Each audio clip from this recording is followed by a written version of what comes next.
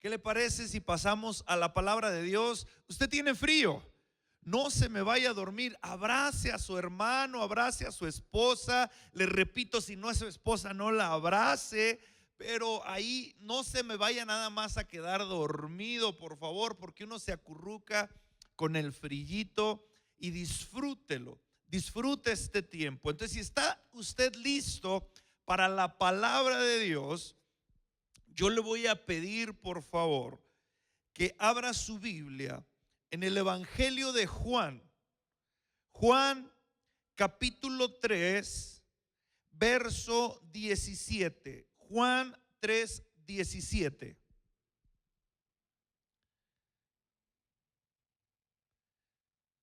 Lea conmigo y escuche la palabra de Dios.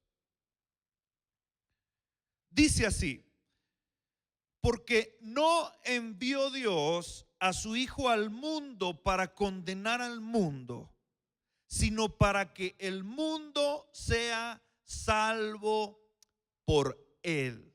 Esa es la palabra de Dios en el Evangelio de Juan capítulo 3, verso 17. Demos gracias a Dios por esta palabra. Dígale conmigo al Señor: gracias, Padre, por tu palabra, Dios. Gracias por enviar a tu Hijo, Dios, para que yo tuviera vida eterna, Dios. Gracias, Señor, por el regalo tan hermoso del cielo que tú enviaste, tu único Hijo, Dios, porque estabas pensando en mí, Dios, y en una eternidad tuya y mía juntos, Dios. Gracias por esta palabra, en el nombre del Padre, del Hijo y del Espíritu Santo, y decimos amén. Gracias a Dios por su palabra. Mire bien, estamos nosotros celebrando en este día la Navidad. Hay quienes no les gusta celebrar, hay quienes aún preguntan o retan a aquellos que lo hacen y comúnmente dicen: ¿dónde dice la palabra que debemos honrar? ¿Dónde dice que debemos celebrar la Navidad? Y hay muchas voces que se levantan en contra de este hermoso acontecimiento. Yo le quiero explicar algo. Nosotros como cristianos celebramos la Navidad, y usted sabe que Navidad significa nacimiento, viene de la palabra natividad. Y eso es lo que nosotros celebramos. Hace un momento lo vimos representado de una forma muy hermosa con nuestros pequeños en una famosa pastorela, como comúnmente le decimos. La historia representada, aunque cronológicamente los evangelios nos enseñan y nos proyectan que la historia no fue como la vemos tan rápido de esta forma, sino que fueron los acontecimientos de una forma increíble, como Dios los tenía planeados. Usted puede ir a los evangelios de Mateo y de Lucas, y usted puede darse ahí cuenta de cómo fue el nacimiento de Jesús. Los cristianos, los hijos de Dios, celebramos el nacimiento de Jesús. Esa es la Navidad para nosotros: honrar que Dios envió a su Hijo con una intención, tú y yo. Dios envió a su Hijo con un propósito para ti, para tu salvación, para tu eternidad y para la mía, para que tuviéramos una reconciliación. Por eso Dios envió. Y mira la hermosa palabra y todo el contexto completo. Ve otra vez a acompañarme al Evangelio de Juan capítulo 3, verso 16. Y vamos a leer juntos este texto. Juan 3:16, un texto muy famoso que probablemente lo tienes colgado en un cuadro en tu casa, o lo has visto posteado en las redes sociales de común, o lo tienes en alguna libreta o en algún apunte. Dice la palabra en Juan 3:16: porque de tal manera, hay un énfasis ahí, amó el Señor, amó Dios al mundo. Dice que ha dado a su Hijo unigénito, al único hijo, no al primogénito, al único hijo, dice, para que todo aquel que ¿qué?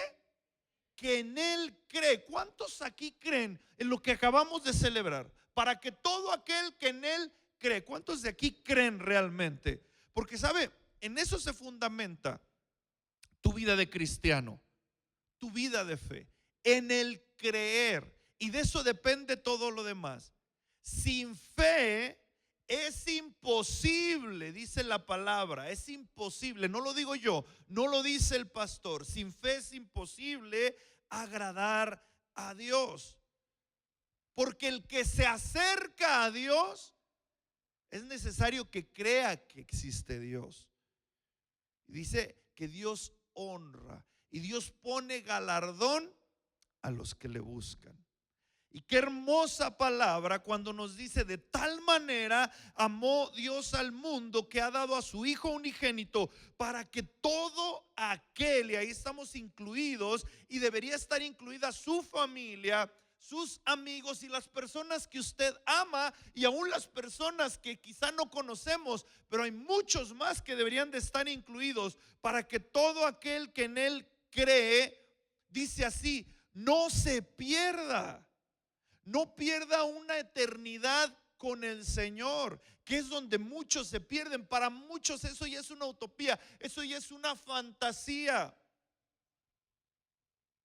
Dice, no se pierda, mas tenga vida eterna. Y algo que me encanta con el texto que inicié, dice, porque no envió Dios a su Hijo al mundo para condenar al mundo, sino para que el mundo sea salvo por él. Y mire bien, dice el 18, el que en él cree no es condenado, pero el que no cree, ¿qué dice la palabra? Ayúdeme, ya ha sido condenado. Por eso dice, es imposible agradar a Dios, nos dice más adelante la palabra. Es imposible, sin fe es imposible agradar a Dios. Sin creer no es imposible. Dice, el que no cree ya ha sido condenado. Dios no condena, Dios no envió un condenador, Dios envió un salvador. Pero el mundo y el amor que se predica allá afuera en el mundo, y el espíritu del anticristo que se mueve en medio del mundo, ¿sabe qué es lo que se predica? El no creer. Dice la palabra de Dios, el que no cree ya ha sido condenado, porque no ha creído en el nombre del unigénito Hijo de Dios. Y da una explicación en el 19 y en el 20. ¿Cuál es la condenación? Dice, esta es la condenación del mundo. O sea, esta es la condenación del que no cree.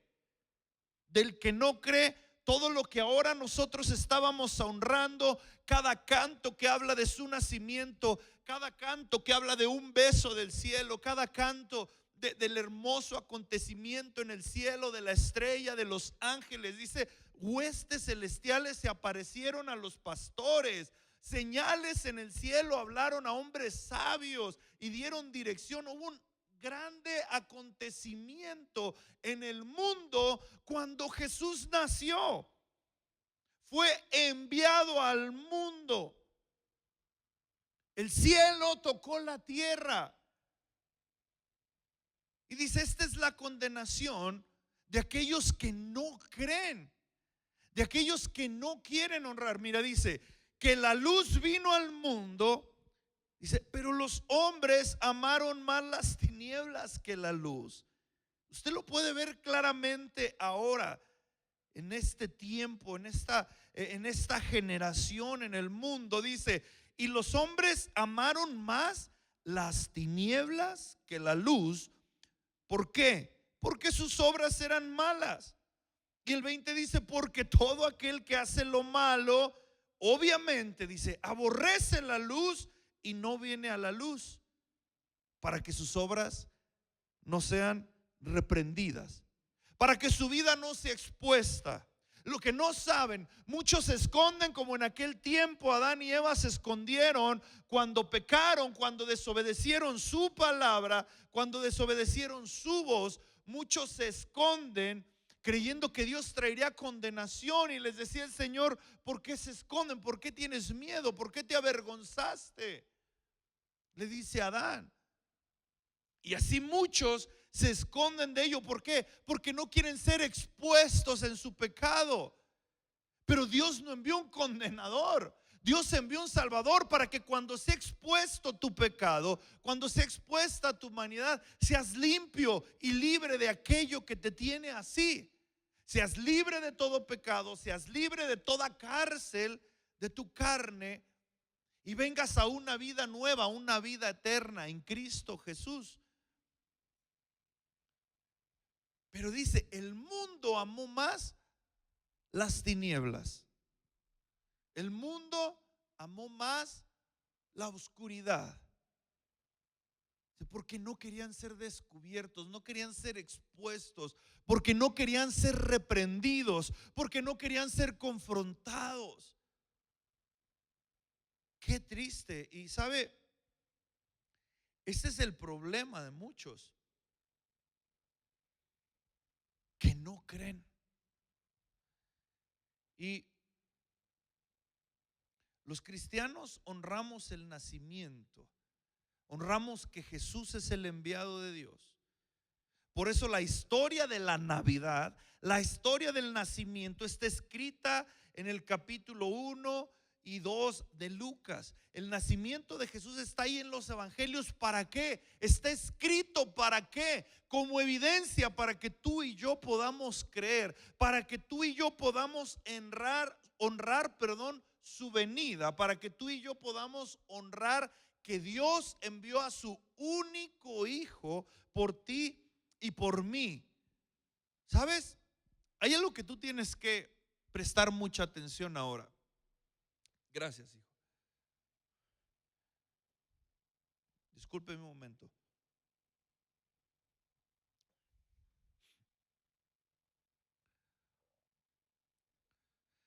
Mire, si no honramos, si no nos gusta celebrar la Navidad, yo no hablo del arbolito, yo no hablo de los regalos, yo no hablo, si no nos gusta honrar el nacimiento como hijos de Dios, ¿sabe? Usted tiene un espíritu como ¿quién?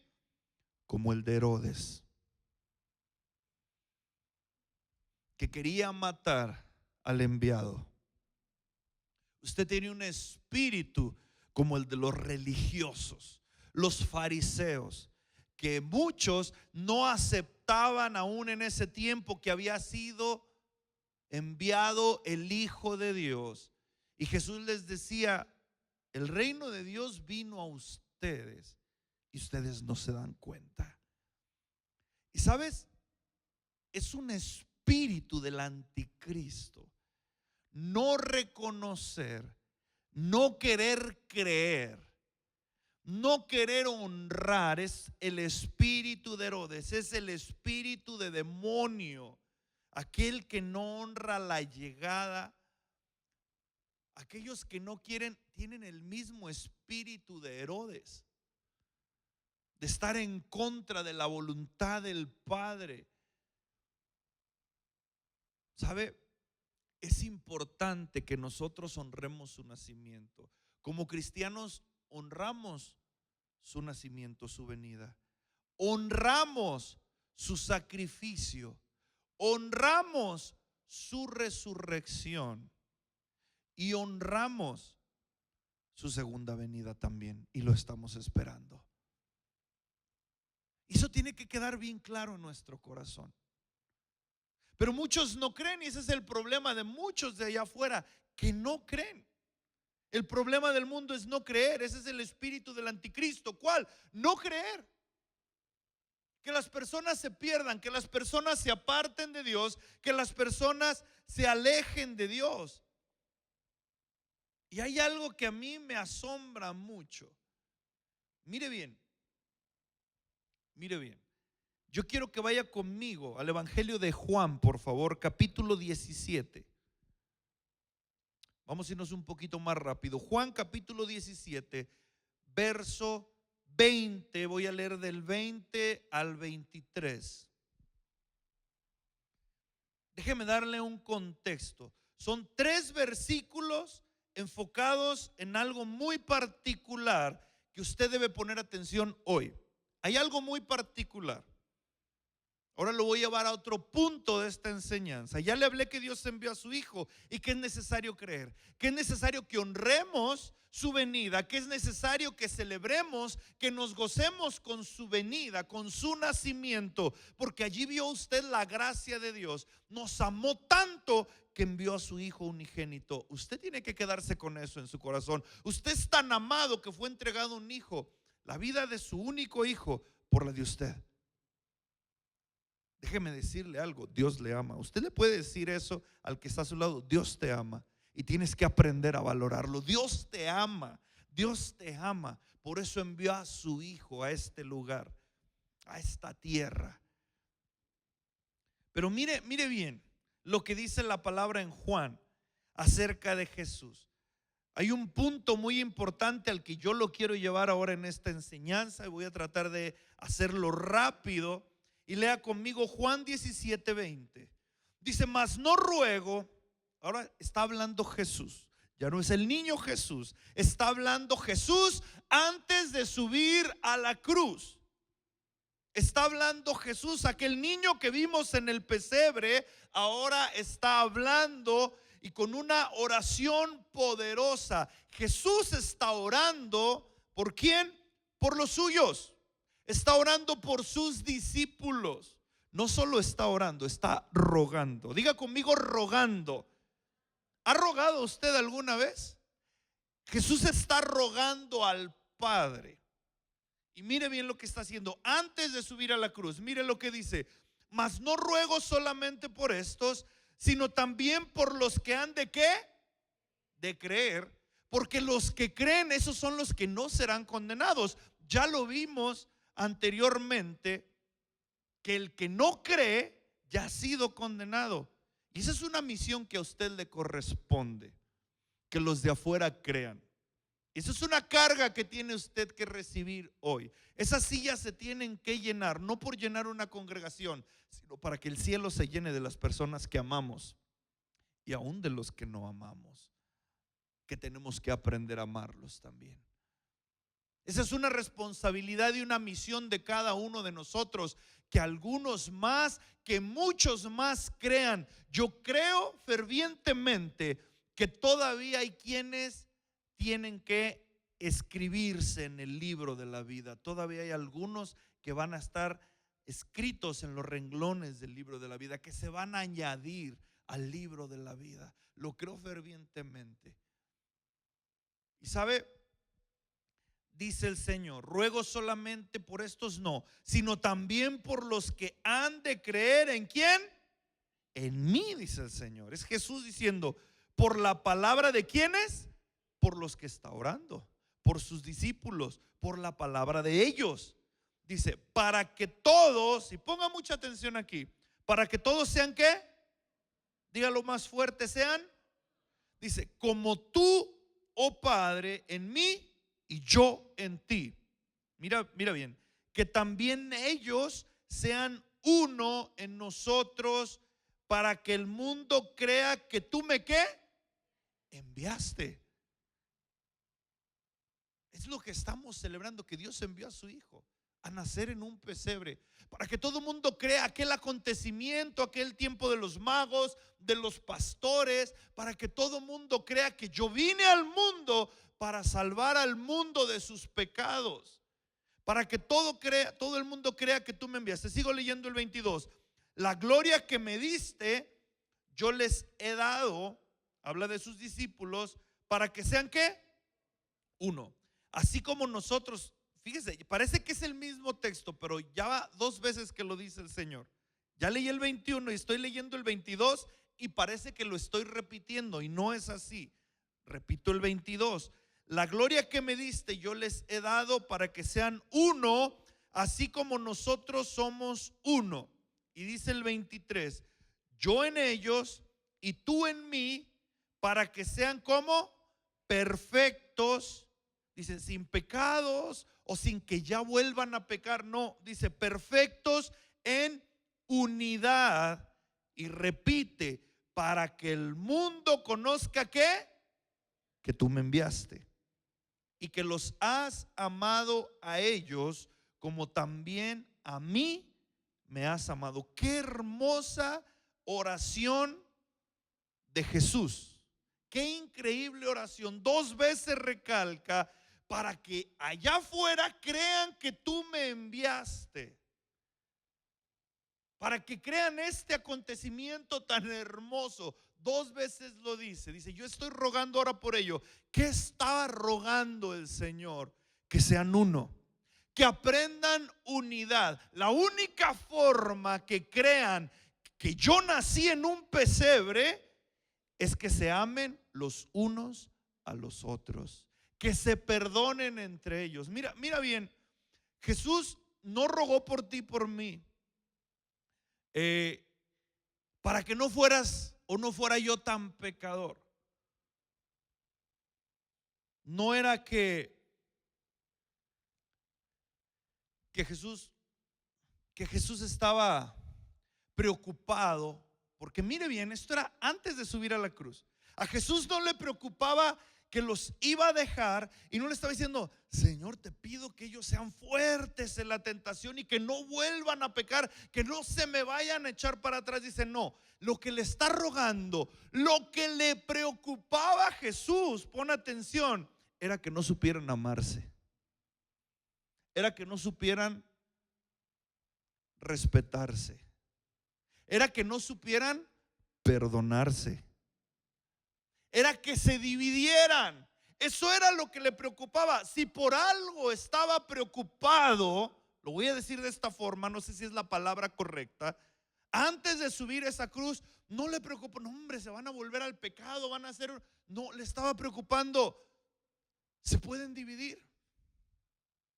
Porque del pecado de ellos, dijo: yo me voy a encargar. Yo voy a subir a esa cruz, yo me voy a subir ahí y yo los voy a hacer más que vencedores. El pecado lo voy a vencer yo. Lo que ellos no pueden vencer, lo voy a vencer yo. Eso no le estaba preocupando al Señor. Dijo: de eso yo me encargo. Y yo, cuando yo me vaya, yo les voy a dejar mi Espíritu Santo. ¿Para qué? Para que tengan dominio propio. No de temor, sino que tengan poder de amor y un espíritu de poder y de dominio propio. Entonces el Señor dice: de eso yo me encargo. Yo subo a la cruz, yo muero por los pecados de cada uno, yo los exhibo públicamente allí, no a ustedes, sino al pecado, no a mí, sino a mi pecado. Dice: y lo clavo, todo lo que estaba en contra tuya y mía, dice, yo lo agarro y lo clavo en esa cruz. Así dice su palabra. Todo lo que estaba en tu contra decretado, Él lo clavó públicamente en una cruz. Dijo: de eso yo me encargo. Dice: pero hay algo que yo te ruego, papá. Hay algo que yo te ruego, Padre. Dijo: yo me voy a ir, pero yo no quiero que estos aquí abajo se dividan. Yo quiero que ellos aprendan a ser uno. Yo quiero que estos aquí abajo, cuando se queden, no se preocupen o no busque cada uno lo suyo propio. Yo te pido, te ruego. Usó la palabra yo ruego por ellos, no solo por ellos, sino también por los demás que han de creer. Porque esos que creen en mí y esos que se mantienen unidos van a lograr que otros crean. No su santidad, de esa yo me voy a encargar en la cruz, de borrar sus pecados, de darle a cada uno una vida nueva, de lavar, de borrar su pasado y hacer nuevas criaturas en Cristo Jesús. Las cosas viejas pasaron, dice la palabra, he aquí que todas son hechas nuevas. Dice: de eso yo me voy a encargar, de darles una nueva oportunidad, de darles un nuevo inicio. Y aún aquel que cometiere pecado, dice, va a tener un abogado conmigo. Lo dice su palabra más adelante. Dice: yo voy a ser el abogado de ellos, yo voy a pelear por ellos. Lo que me preocupa es que no aprendan a amarse. Eso es lo que a mí me preocupa.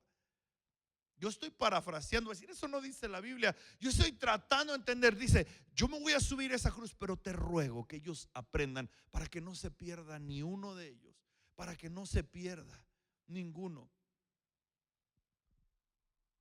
¿Sabe? Porque hay muchos que dicen: bueno, es que pues yo, las armas del enemigo, a veces las tentaciones de, bueno, yo ya no tomo, yo ya no fumo, yo no robo, yo no mato, y podemos decir muchas cosas de las que ya estamos exentos. ¿Sabes en qué te convierte eso? Solamente en un religioso. Y sabe Jesús, sabía perfectamente que tú te podías convertir en un religioso. Por eso dice, por eso lo voy a pagar yo, eso lo voy a cambiar yo en la vida de ellos, eso lo voy a alabar, yo les voy a dar una nueva forma de pensar, yo les voy a dar una vida nueva y una vida en abundancia. Porque muchos dicen, bueno, pues uno se acercó y le dijo al Señor, es que yo he cumplido todos los mandamientos, ¿qué me falta más hacer? Y así había muchos, y también había muchos religiosos. Y los que no, decía el Señor, se van a convertir en religiosos. Pero lo que yo sí necesito es que ellos aprendan a ser uno. ¿Por qué? Porque el enemigo sabía perfectamente y ya cada vez los cristianos, cuando tú tienes una relación más sólida con el Señor, escucha bien, tú tienes más dominio propio para vencer las tentaciones, ¿no es así? Cada vez has aprendido a dejar muchas cosas que te atoraban en el mundo, que te atoraban en tu vida pasada. Has tenido dominio propio, has podido alejarte, huir de la tentación, has podido más caminar en la voluntad de Dios. Y el enemigo dice, se me está yendo, pero tiene una arma bajo la manga el enemigo, y que le ha funcionado perfectamente bien por todas las generaciones: la división. La división. El enemigo sabe perfectamente que si divide, él va a ganar territorio en tu vida. Él te va a robar a ti bendición. Porque viene y divide tu matrimonio, divide tus hijos, divide tu familia, divide en tu iglesia, divide en tu ministerio, divide en lo que pueda y te truena.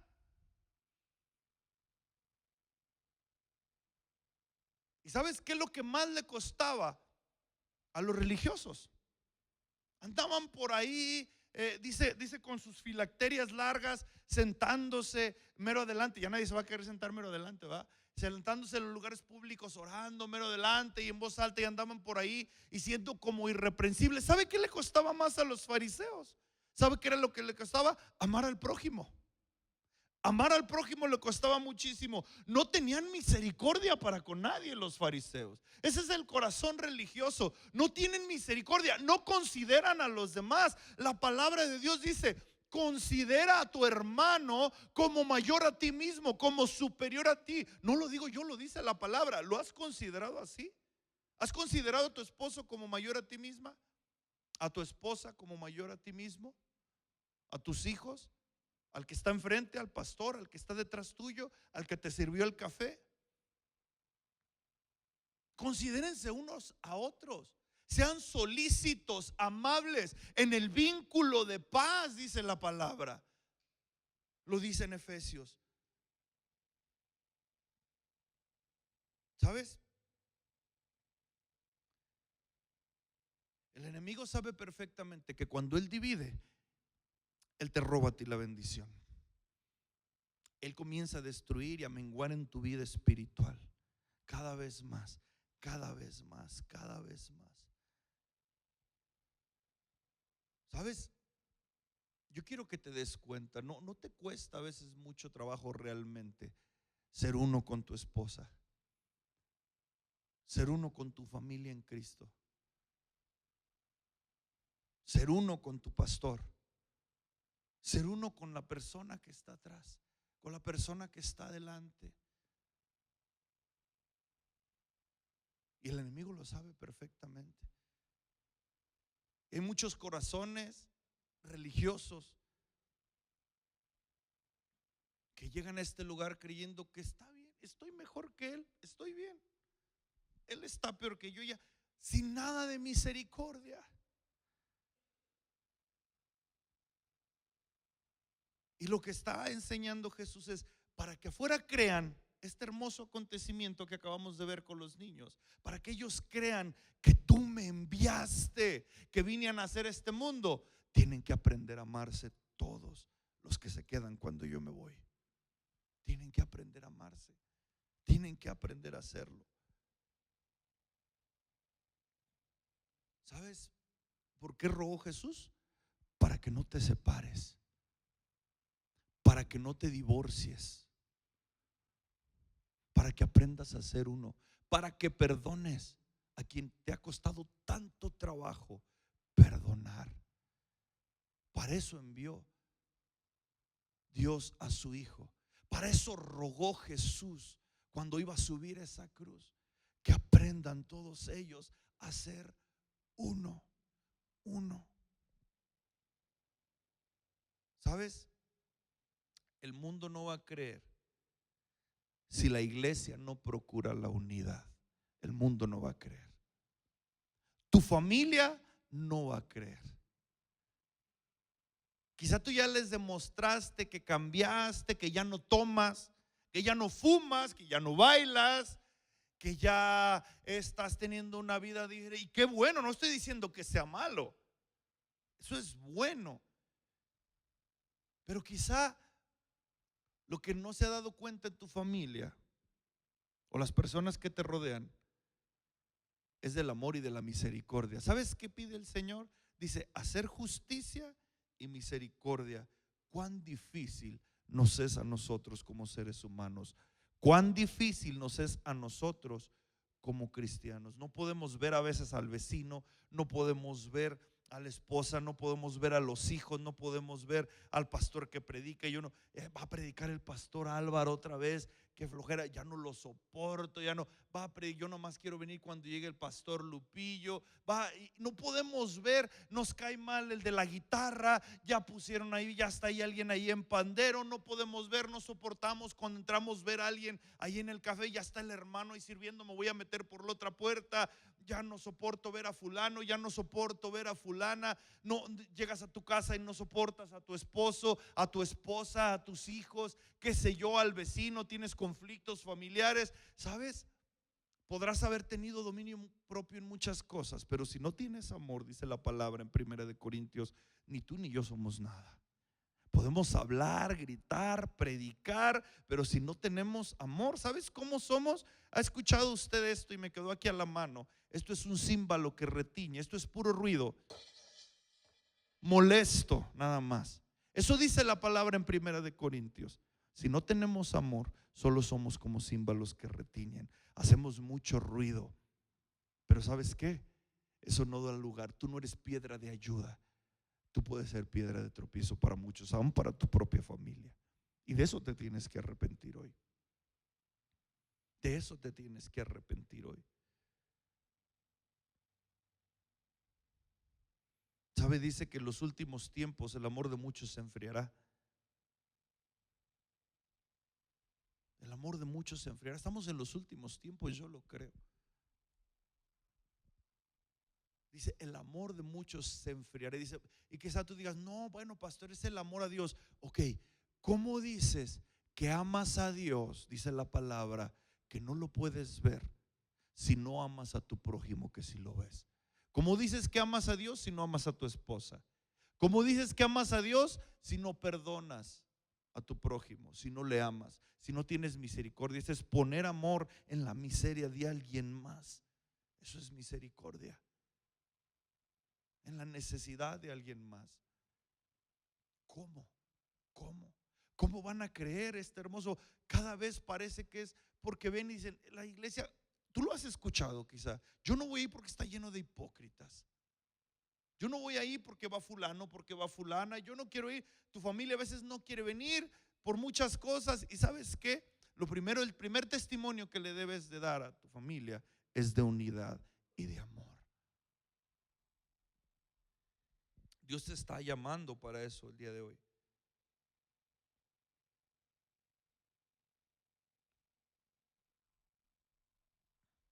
El mundo no va a creer si la iglesia no procura la unidad. El mundo no va a creer. El mundo no lo va a creer. ¿Sabes? Te voy a decir algo. Comúnmente decimos, sal de estas paredes y predícalo allá afuera. Hoy te voy a voltear la moneda o te voy a voltear la tortilla, como decimos aquí.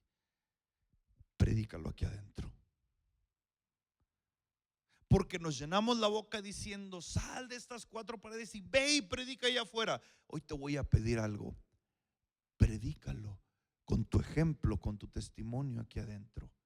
Predícalo con tu propia familia. Predícalo entre tu matrimonio. ¿Quieres que otros crean? Posteas tantas cosas allí en tus redes sociales. Vas y casi agarras a bibliazos a tu vecino, a tu pariente, a tu primo, y lo quieres transformar en no sé qué, y no le predicas primero contigo. ¿Sabes qué? Empieza predicando contigo. Empieza por tu familia. Empieza por tu casa. Empieza por tu congregación.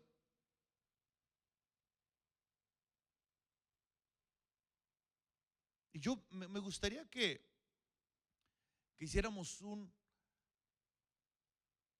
ejercicio hoy. Dice: ya empezó el pastor, apenas todavía no es niño y no, ya nos va a poner ese ejercicio. No, yo quiero que todos, así como están, y si es necesario que se junten un poquito, algo, se tomen de la mano. No se mueva mucho con los que están así, solo es algo simbólico.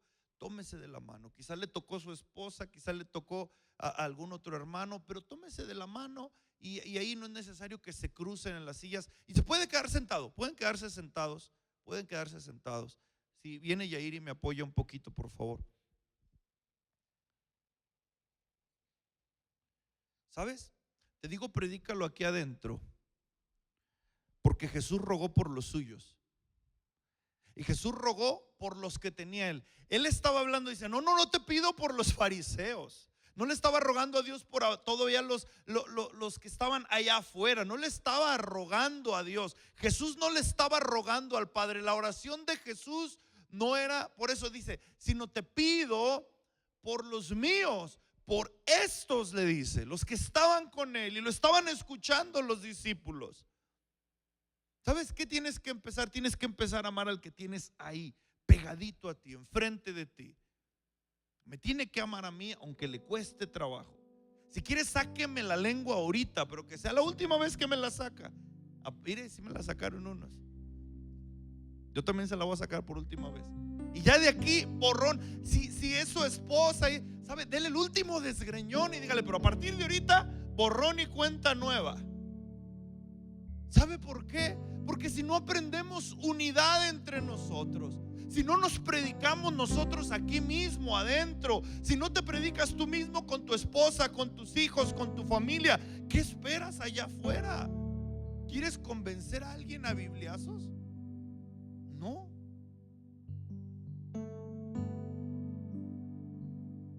¿Quieres que alguien venga aquí solamente porque tú ya no eres el mismo tranza que eras? Eso ayuda, es tu testimonio. Porque ya no tomas, porque ya no es el mismo borracho que antes. Eso ayuda. Pero ¿y tu unidad con tu esposa? ¿Y tu unidad con tu familia? Eso no está ayudando mucho. ¿Y tu unidad en la iglesia? ¿Y tu unidad con el pastor? ¿Y tu unidad con tus hermanos, con tu ministerio? Eso no está ayudando mucho en tu vida de fe. Y si quieres tú, como Jesús, que también aún los que han de creer allá, si quieres tú que alguien también crea y honre, como le honramos hace un momento con cada canto, no fue un show, es honra a aquel que descendió del cielo, es honra al Hijo de Dios. Dios envió a su único Hijo. Así que yo te voy a pedir algo, que ahí de la mano es como un símbolo solamente. Dame tiempo de acomodarme con mi guitarra, y yo quiero que ahí de la mano, de una forma simbólica,